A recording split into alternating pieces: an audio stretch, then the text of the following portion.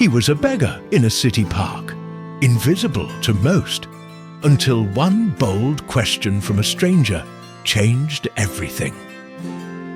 6 months later, that same beggar stood tall, not with a bowl, but with a business. This isn't just a story about flowers. It's a story about mindset, transformation, and the power of giving. What if the only thing standing between you and success is how you see yourself?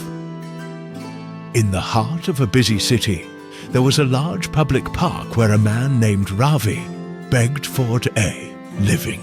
Day after day, he sat under the trees, holding out his hand to passers-by, hoping for a coin, a kind word, anything to get through the day. One afternoon, as Ravi was making his way toward a park bench, he noticed a tall, well-dressed man walking through the path. He thought, "This man looks rich. Maybe he'll give me something generous." Ravi approached him and stretched out his hand. The man, Mr. Mehra, paused and looked him in the eye. "You always ask from others," he said, "but have you ever given anything to anyone?" Ravi was taken aback. "Sir, I'm just a beggar. I have nothing. What can I possibly give?" Mr. Mehra replied calmly, "If you can't give, you have no right to ask. I'm a businessman. I believe in give and take. If you offer something, only then will you receive something in return." With that, he walked away. Ravi sat on a bench, his mind spinning. Those words echoed in his head all evening. Give and take. But what can I give? I don't have anything. For 2 days, he couldn't shake the thought. Then, on the 3rd morning, as he sat under the same tree, something caught his eye. Bright, colourful flowers blooming nearby. A small idea bloomed in his mind.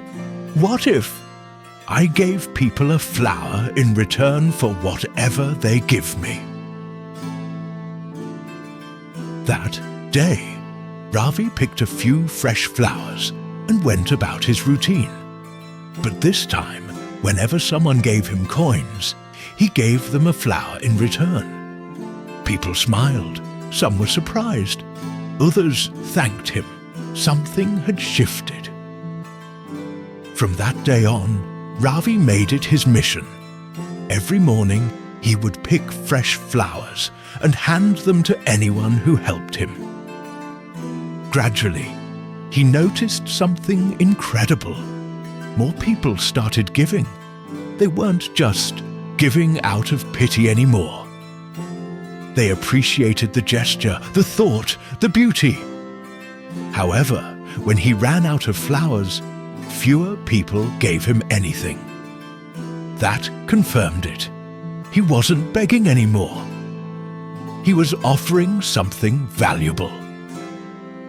Weeks later, while walking through the park, he saw a familiar figure. Mr. Mehra Ravi walked up to him with a confident smile. "Sir, today I have something to give you. Please accept these flowers, and if you wish, give me something in return."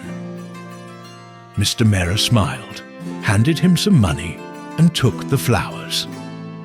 "You've become a businessman like me," he said warmly. Those words lit a fire in Ravi's heart. He looked up at the sky and whispered to himself, "I am not a beggar. I am a businessman. I can become rich."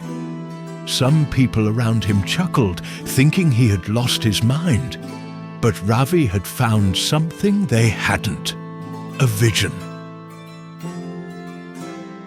6 months later, in that same park, 2 well-dressed men met by chance. One extended his hand. "Do you recognize me?" asked Ravi. The other man studied his face. "No, I don't think so." Ravi smiled. "We've met twice before. Once, when I was a beggar, you refused to help. The second time, You gave me money for flowers." Recognition lit up Mr. Mera's face. "That was you? But today you look so different. What do you do now?" "I'm a flower merchant now," Ravi replied. "I own a small business that supplies fresh flowers across the city. I'm heading to another city for expansion." He paused, then added, "You taught me something that day. We only receive when we give. That changed my life. I realized people weren't giving me alms. They were buying what I offered. Once I saw myself as a businessman, others did too. I took what little I had and turned it into value.